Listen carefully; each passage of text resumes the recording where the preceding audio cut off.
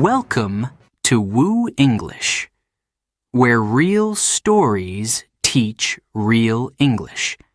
This isn't just another lesson. It's a journey. In this educational audiobook for B1 learners, we dive deep into the hidden world of North Korea's economy.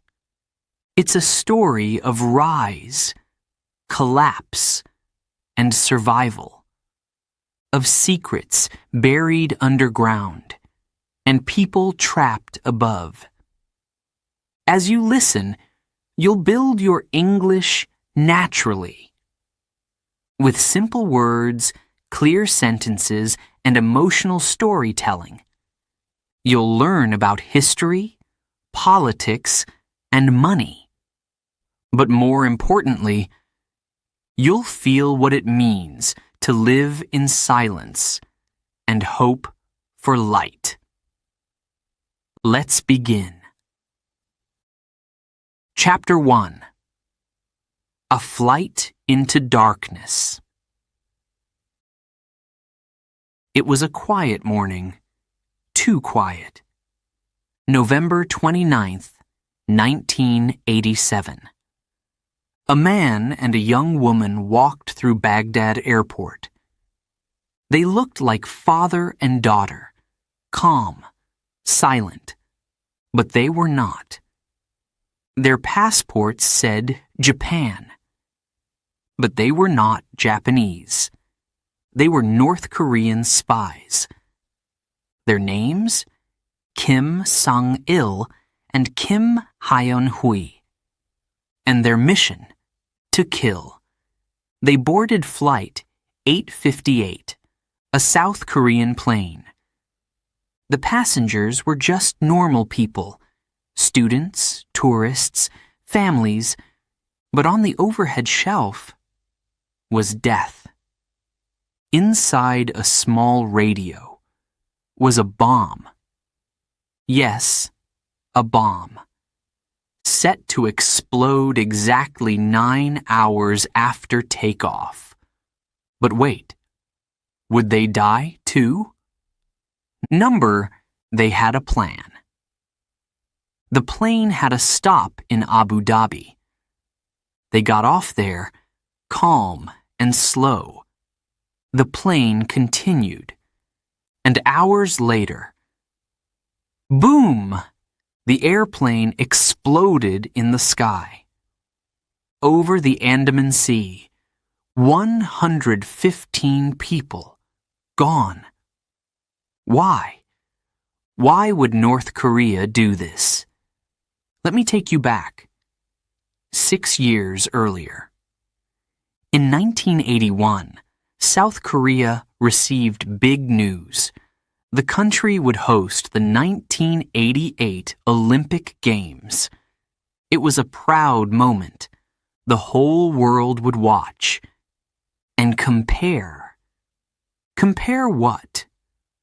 The lives of people in the South and the people in the North. And that scared North Korea a lot. You see, North Korea didn't want its people to know the truth. That life in South Korea was better. More food, more freedom, more hope. So, North Korea made a demand. Let us co-host the Olympics. But the talks failed. Their demands were too much, too extreme. So the North changed its plan. From peace to terror. They would try to ruin the Olympics. They would spread fear. They would send a message to the world. And that message exploded in the sky. With Flight 858, the bomb was ordered by the North Korean leader himself, Kim Jong-il. Yes, the same Kim family still in power today. But here's the strange part. North Korea was not always like this. not always poor, not always desperate. Once it was richer than the South. Once it had strong factories, good farms, and dreams of greatness. So, what happened? That, my friend, is the story we are going to explore. A story of two countries, one people, and a wall of silence. A story hidden from the world until now. North Korea's economy is like a locked room, but in this story, we will find the key. Are you ready to unlock the truth? Chapter 2. One peninsula, two worlds. One land, one people, one history, torn in two. That's what happened to Korea. Not long ago, it was one country, strong, united, proud. But war and politics changed everything. Let's go back to the year 1910. Japan took control of Korea. For 35 years, the Korean people lived under Japanese rule. No freedom, no power, only pain. Then came World War II.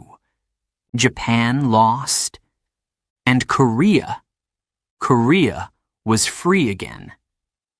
The people danced in the streets. Finally, independence. But that joy didn't last long. Because two big powers came in, the United States from the south and the Soviet Union from the north. These two countries, friends in war, became rivals in peace. They made a decision. A fast, simple decision. Too fast. Too simple. Let's divide Korea, they said. North to the Soviets, south to the Americans.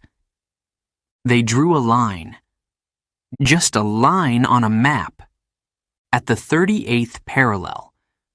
But that line became a wall of ideas, a wall of fear.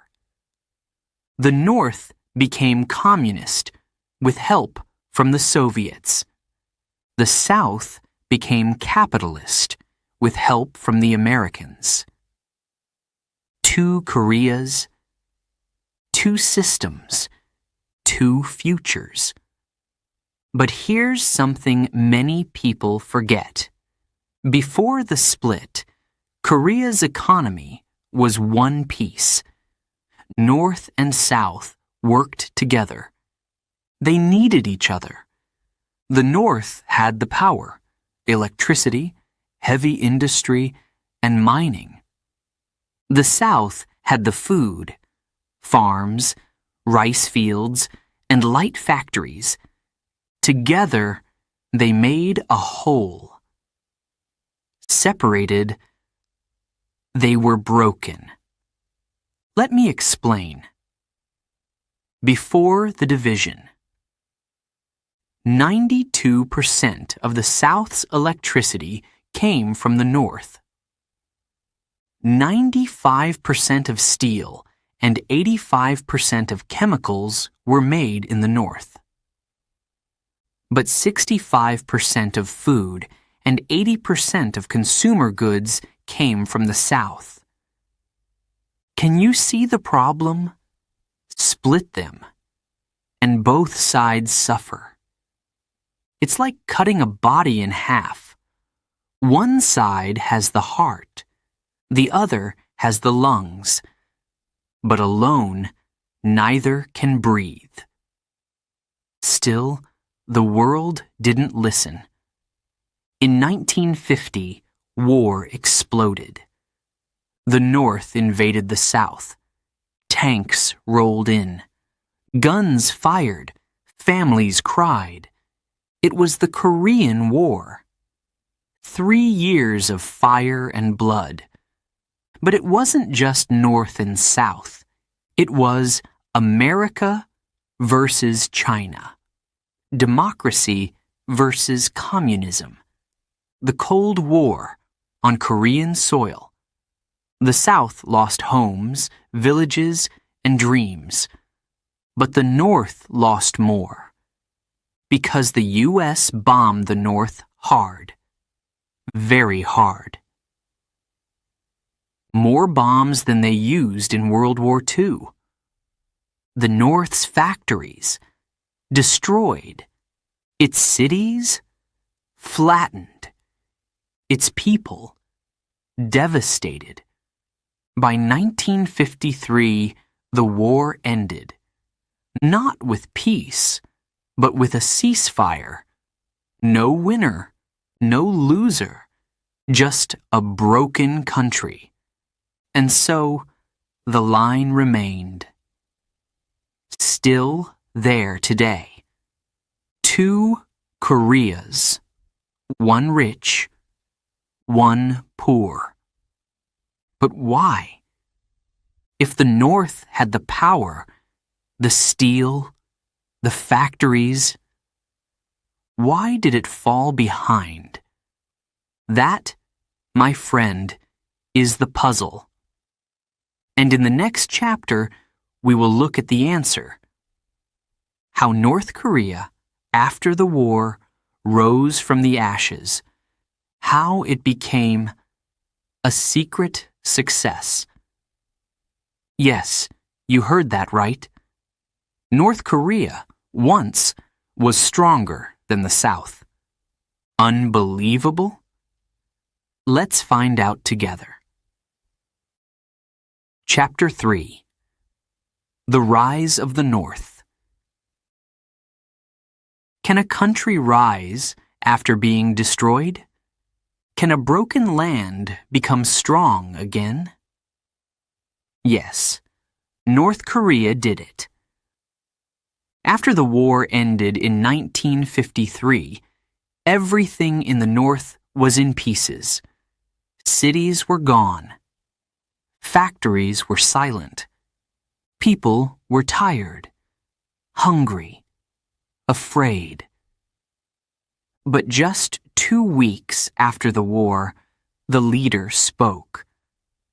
Kim Il-sung stood up and said, "We will rebuild. We will rise." And they did. How? Let me take you inside this forgotten miracle. First, help came fast. From the Soviet Union and China. The Soviets sent machines, engineers, and trains. They gave North Korea steel, power stations, and big factories. China sent oil, food, and farming tools. The world was still divided, and both powers wanted North Korea on their side. The North used this help well, very well. They built roads, they built railways, they built hydropower plants, big ones. They made cities light up again. In just a few years, something amazing happened. Industry returned. The economy grew. And not slowly, quickly. Factories opened. Mines worked day and night. Production rose each year by 15%. A massive number. And here's a surprise. For many years, North Korea was richer than South Korea. Yes, richer. More steel, more electricity, more food. But how? Let's look closer. North Korea didn't waste time. They launched a 3-year plan to rebuild heavy industry. They focused on machines, not markets, on power, not products. And it worked. At first. Even farming was a success. How? With water. They built thousands of irrigation systems to bring water to dry land. They built 500 pumping stations and 1,700 small dams. They connected them with 40,000 kilometers of canals. That's enough to go around the earth. Suddenly, food was growing. Rice, corn, vegetables, and they used chemical fertilizers, not just natural ones. This helped them grow even more. Villages had electricity. By 1961, over 92% of rural areas had power. In the South, at that time, many still lived in darkness. Even livestock, cows, pigs, chickens, were many. Meat and eggs were not rare. They were exported to other countries. North Korea was winning, and the world noticed. In 1972, an American journalist visited. Harrison Salisbury, a Pulitzer Prize winner. He looked. He listened. He wrote, "This is a great industrial success." Even a South Korean intelligence officer said, "Pyongyang is clean, beautiful, organized." Hard to believe? Yes. But true. What about trade? Many think North Korea only traded with communists. But no. In the 1970s, they did business with Germany, Japan, and other non-communist countries. They bought hospital tools and construction machines. They sold coal, fabrics, gold, and fish. At that time, North Korea had a working economy, a serious economy, a growing economy. So, what changed? Why is the North poor now? Why did the success stop? We'll find out soon, but first, let's stop and reflect. This chapter is not about politics. It's about people. People who built, who hoped, who believed. Yes, the system had problems. Yes, there was control and fear. But still, in those early years, North Korea rose from the ashes. That's a fact. And maybe, just maybe, there's something we can learn from that. Chapter 4. A Giant with Clay Feet. Big dreams, big buildings, big failures. That's the story of North Korea in the 1980s. From the outside, everything looked strong. Tall towers, wide roads, big factories. But inside, things were cracking. They called it a planned economy. The government controlled everything: farms, shops, salaries. And in the beginning, it worked. But then, the cracks grew. Let's go back to the year 1981. South Korea received good news. They would host the 1988 Olympic Games. It was a big win. The world would see a free, modern, rich South Korea. And what did the North feel? Jealousy? Fear? Panic? North Korea didn't want to look weak. They didn't want the world or their own people to see the truth. So, they made a decision. A dangerous one. They would build faster, bigger, grander. New stadiums, new factories, new buildings, massive and shiny. But here's the problem. They had no money. Still, they borrowed. From France, $80 million to build a cement factory. From Britain, $160 million for more construction. From Japan and others, over $400 million for equipment. That's $1.2 billion in just 5 years. But guess what? They didn't pay it back. Not $1. The projects, many failed. Some were never finished. Others worked. For a while. One example? The Ryugyong Hotel in Pyongyang. It was planned to be the tallest hotel in the world. A triangle of glass and steel. A symbol of pride. Construction began in 1987. But then, money ran out. The building stopped. For 16 years, the hotel stood empty. No windows, no lights, just silence. Locals called it the Phantom Hotel. It became a symbol, not of power, but of problems.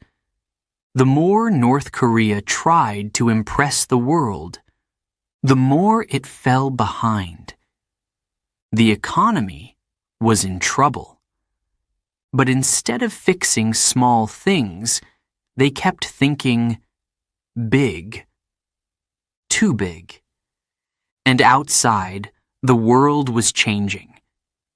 The Soviet Union, their biggest supporter, was falling apart. China was opening its market and turning away. North Korea stayed the same. Closed. Strict. Afraid. And then came the worst moment. In 1987, North Korea bombed a South Korean plane. Flight 858. We spoke about that in Chapter 1. The world was shocked, angry, afraid. In 1988, the U.S. added North Korea to the list of terrorist countries. Sanctions followed. Trade stopped. The isolation became deeper. Now, imagine this. You are building a house, but the ground under you is soft, like clay. It looks fine at first, but slowly, it starts to sink. That was North Korea. A giant with clay feet. They had big dreams, but weak foundations, too many loans, too little planning, too much pride. And the people? They started to feel it. Food became harder to find. Factories slowed down. The future looked dark, but the worst was still coming. Because in the next chapter, the help from the Soviets will stop. Completely. And North Korea will be alone. Chapter 5. The collapse begins. Imagine a tall building, strong on the outside, but empty inside. One small shake, and it falls. That's what happened to North Korea's economy. The cracks were already there. But in the 1980s, the fall truly began. Why? Because the help stopped. For years, the Soviet Union gave money, machines, oil, and support. China also helped with food and fuel. North Korea needed them, badly. It was like a child needing two parents. One gave food, the other gave tools. But then, both parents turned away. The Soviet Union had big problems. Its economy was breaking. Its politics were in chaos. In 1991, it collapsed completely. China also changed. It opened its doors to the world. It focused on business, not on helping North Korea. And just like that, the aid stopped. No more free oil. No more free food. No more credit. North Korea was alone. And the numbers? Shocking. From 1945 to the early 1980s, North Korea received nearly $5 billion in aid from the Soviets. Much of it was in the form of loans. But they never paid back. Not a single dollar. The same happened with France, Britain, Japan, and others. North Korea borrowed millions for factories, for cement, for machines. But they never returned the money. What happened next? No one wanted to lend to them anymore. Banks said no. Governments said no. Even their old friends said no. North Korea's foreign debt grew and grew until it reached $20 billion. And remember, this was in a country where people were already poor. Some countries, like Czechia, tried to be patient. In 2010, they asked for just $10 million from an old debt.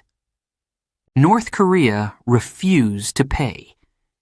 Instead, they offered 20 tons of ginseng, a root used in medicine and soup. Yes, soup instead of money. Of course, Czechia said no. And that debt? Still unpaid. But that's not all. North Korea also made bad decisions. They spent too much on failed projects. They built things they didn't need. They promised greatness, but delivered nothing. The economy became a joke. But for the people, it was no joke at all. Farms couldn't grow enough food. Factories stopped working. Lights went out. People waited in long lines for a bowl of rice. Children grew up hungry. Parents couldn't help. And the government? It stayed silent. It blamed outsiders. It said, "We are strong." But inside, the system was collapsing. It was the beginning of the Great Famine. A disaster that would kill hundreds of thousands. But that's for a later chapter. Right now, I want you to imagine something. Imagine living in a country full of mountains and minerals. Iron, gold, zinc, coal, even rare earths. You live above treasure, but still go to bed hungry. That's North Korea. The country has value, but the system doesn't work. And so, the fall began. Quietly, slowly, painfully, not with war, but with empty pockets, empty shops, empty stomachs, and no way out. But how did it get this bad? In the next chapter, we'll explore North Korea's most unusual habit, taking loans and never paying them back. Strange? Yes, but true. And the story gets even stranger. Chapter 6: Debt, Lies, and Ginseng. What if I told you? North Korea once tried to pay off $10 million. With soup? Yes, soup. Or more exactly, ginseng.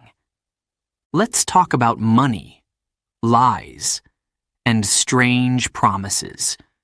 You already know. North Korea borrowed a lot of money. From many countries. From the East and from the West. They said, "We will pay you back." But they didn't. Not $1. In the 1970s, North Korea was busy building. They needed machines. They needed tools. So they went shopping. From France, they got a loan, $80 million, to build a cement factory. From Britain, another $160 million for construction and materials. From Japan and others, even more, adding up to $1.2 billion. But here's the truth. They never planned to repay. They used the money, finished some projects, abandoned others. Then, silence. The world waited and waited. But no payment came.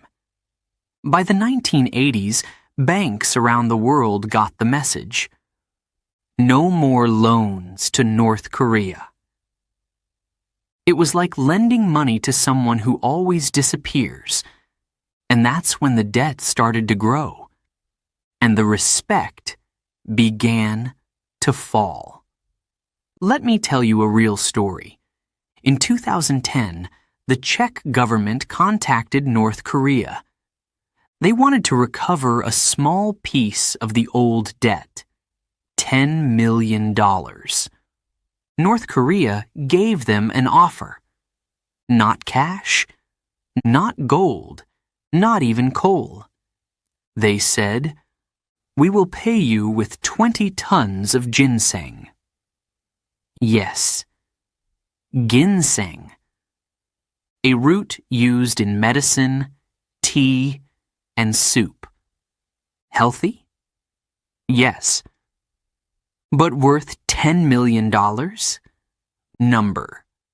At best, the ginseng was worth $500,000. The Czechs said no.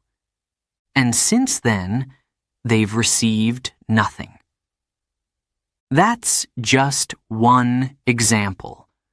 Countries like Sweden, Finland, and Denmark also gave loans in the past. None were repaid. Why does North Korea do this? Some say it's strategy. Some say it's desperation. Others say it's just arrogance. The truth? It's a mix of all three. They borrow, then disappear. They offer strange things in return, like ginseng, fish, or promises, but never real money. And yet, people kept trying. Why? Because North Korea still had something valuable: minerals.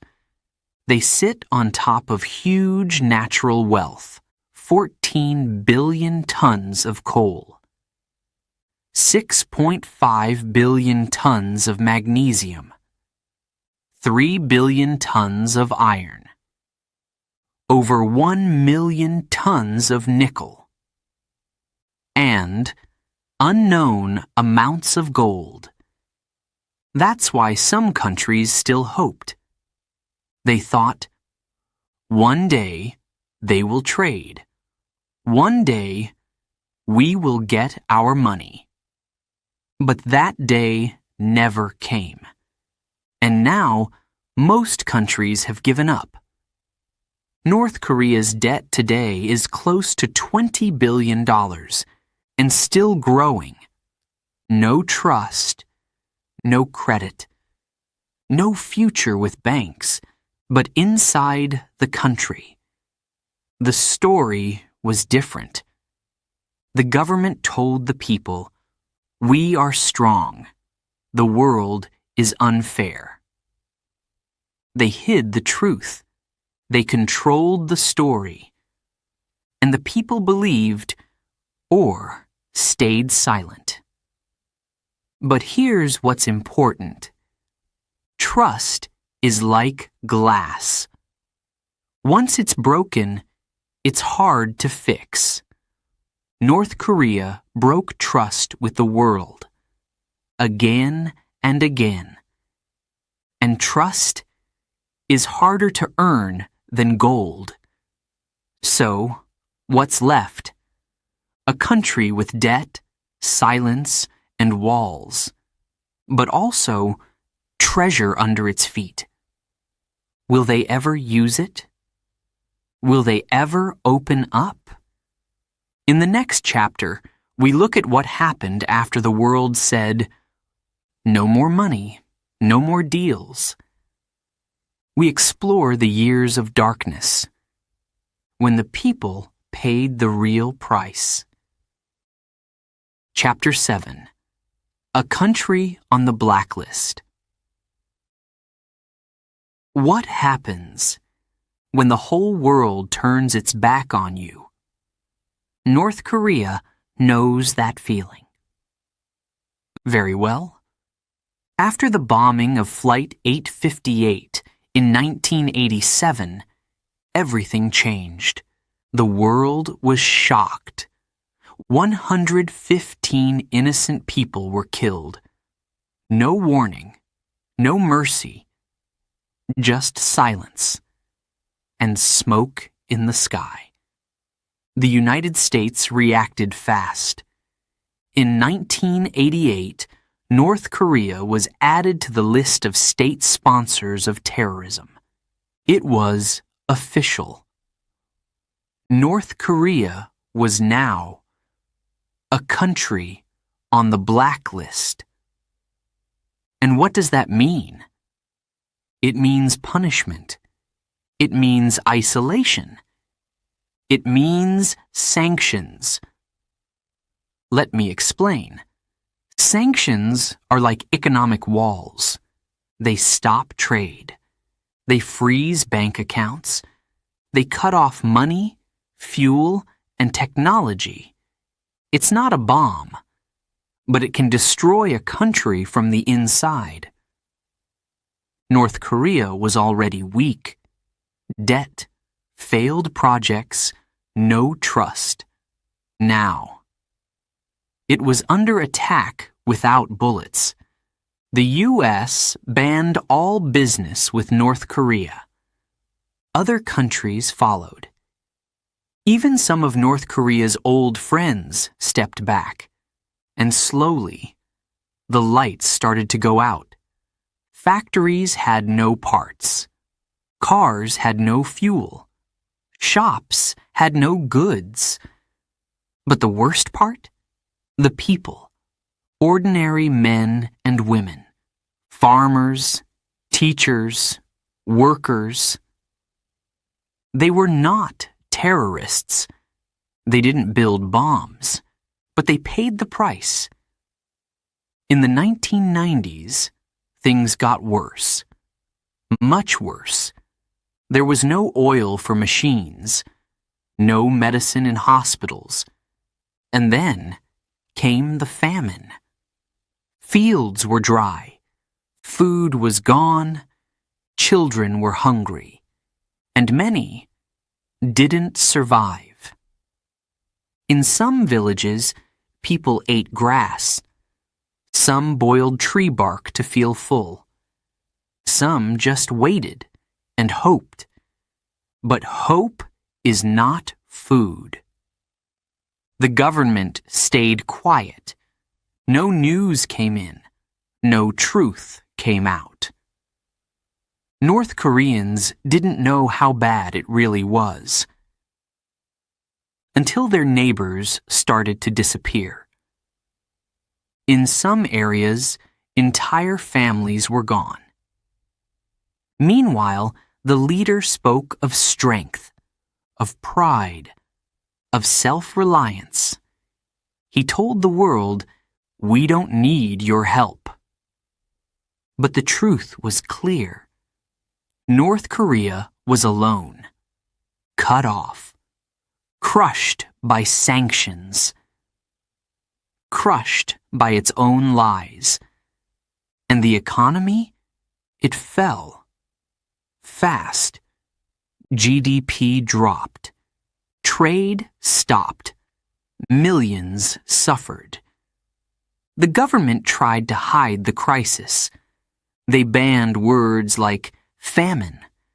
They called it the arduous march, a time of heroic struggle.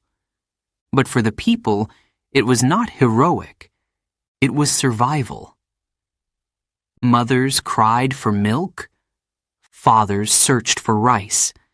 Children looked at empty bowls. And through it all, the world watched. Some countries tried to help with food, medicine, aid.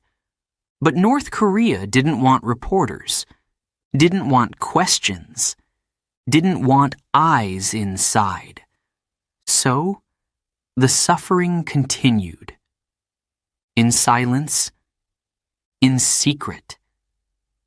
Today, we remember those years as the darkest time in modern North Korean history, a time when the system broke, when hunger became normal, and when pride became poison.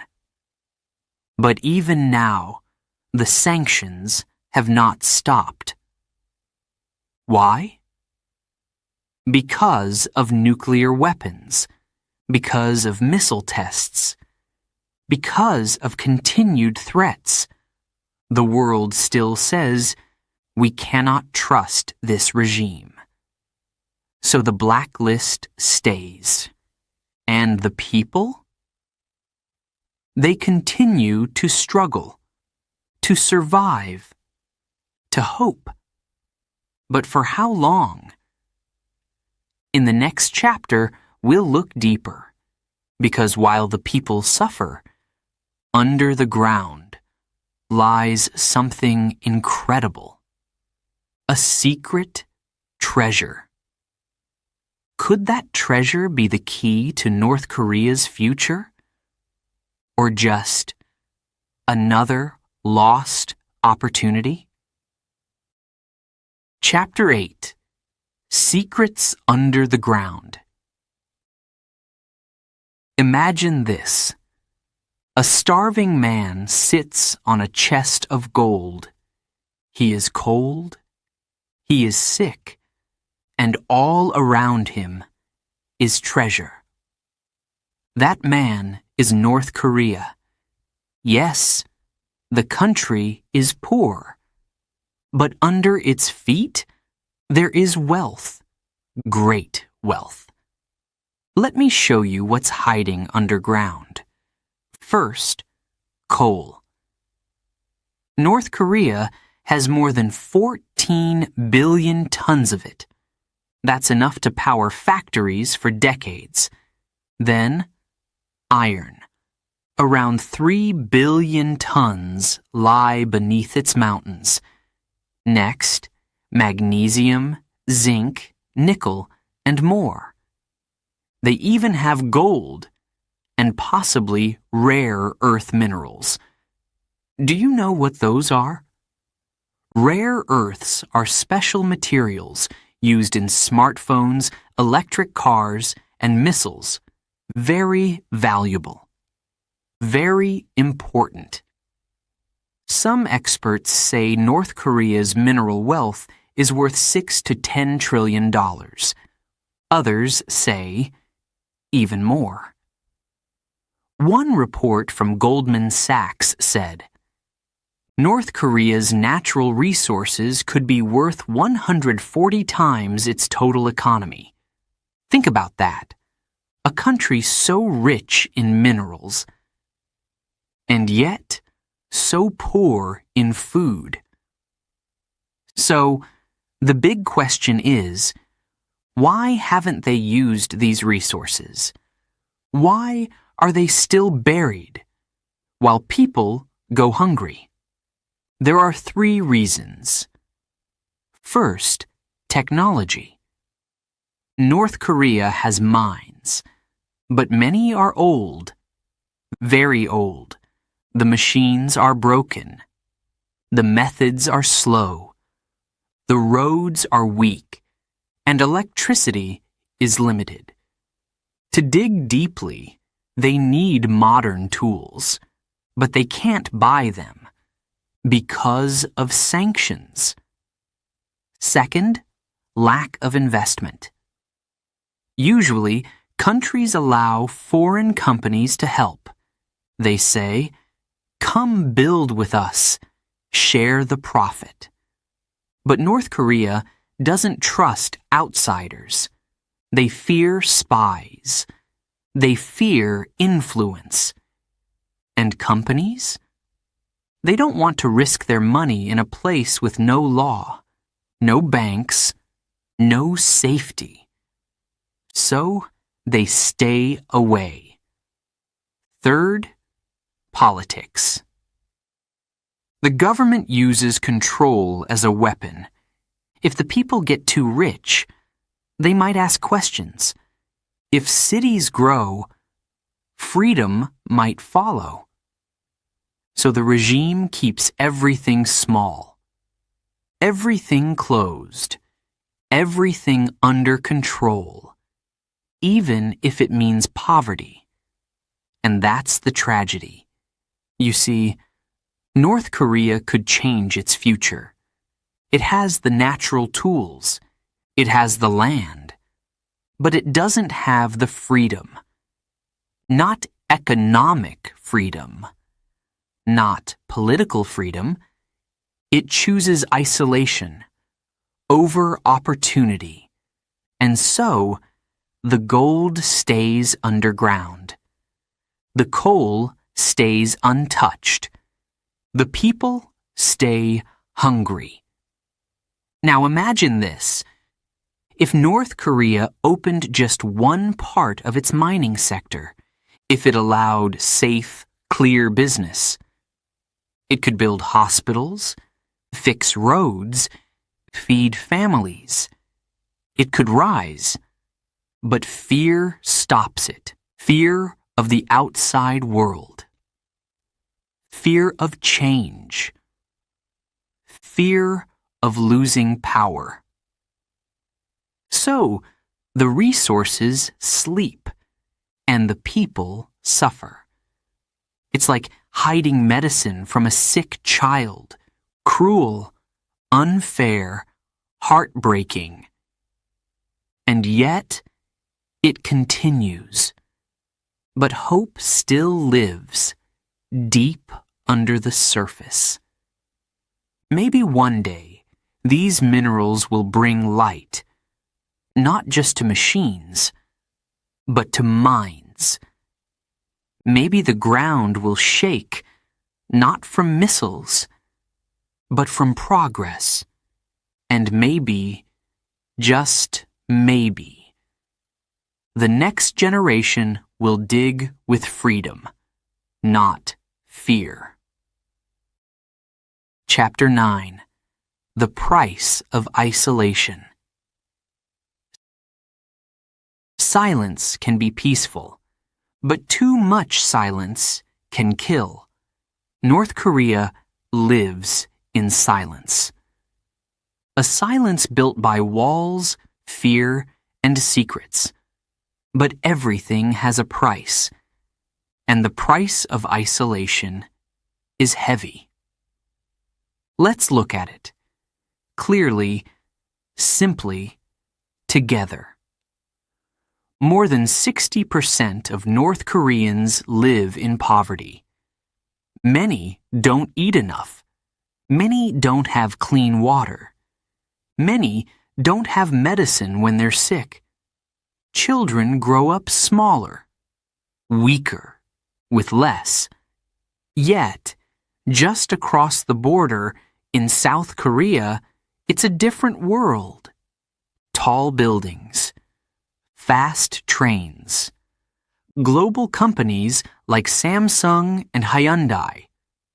Two countries, same land, but completely different lives. Why? Because one chose connection, and the other chose control. North Korea doesn't trade freely. It doesn't allow the internet. It doesn't allow its people to travel or speak openly. Everything is decided by one man, one family, one system. It's called Yushe, a philosophy of self-reliance. It means we depend on no one. But is that true?